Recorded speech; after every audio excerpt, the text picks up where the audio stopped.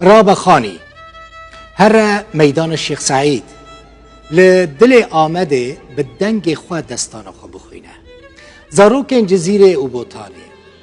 مەڵاتیا بتلیس و وانێ دێرسمە شۆرەشە کوردان جۆلەمێرگا نەفەسە گەرم ئابەرخۆدانێ مێرسینە بووکە مەیا بەحران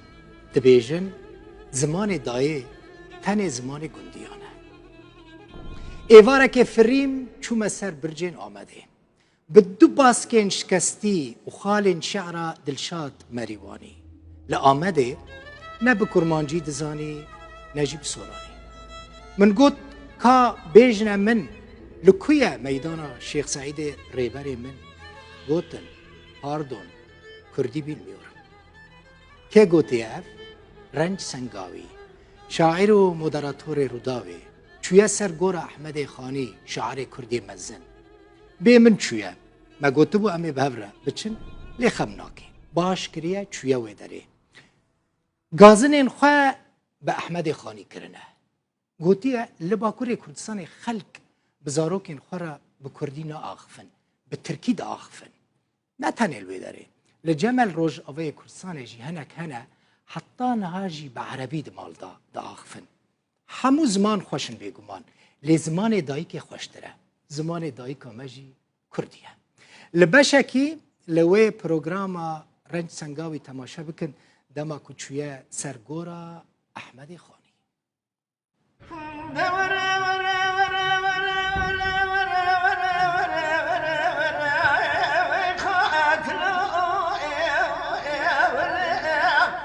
رابە خانی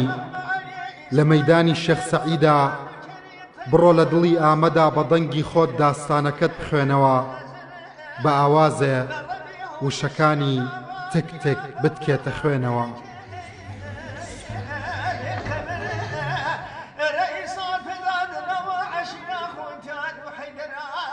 زارۆکی جەزیرە و بۆتان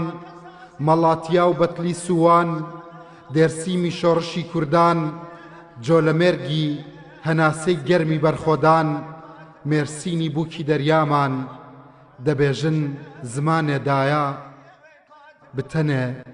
زمانێ گوندیایە ڕابەخانی با لە ئامەدی پایتەخت و گەلیە زیلان لە کەناری گۆلیوان و لە چاڵدێران بە دار و بەردی هەورامان بە کەفماڵی قسڵی گەرمیان بە وەستای سنە و کرماشان چەند کۆلێجی مەزن و جوان لەوێ چێ بکەین بۆ زمان. ڕابەخانی ئێوارانێ فڕیم بۆ سەر شوورەی ئامەد بە دوو باڵی پیت و خاڵی شعری دڵشاد مەریوانی کەچی ئامەد نە کرمانجی و نە سۆرانی نازانی پرسیم لە پیر پرسیم لە لاو لە سنەوبەر لە سپیدار لە گوڵ و ڕێحانە و لاولاو لە سێبەر و لە خۆرەتا و لە بەرد و ئاو بە زمان و زاری دڵ و بە سۆمای چاو وتم هاتووم سەرێک بدەم لە زیندانی مەزلوم دۆغان لە یادگاری شەهیدان پرسیم پێم بڵێن لەکوێیە گۆڕەپانی شێخ سەعیدەکەی سەروەرم کەچی وتیان پاردۆن کوردی bilmiyorum.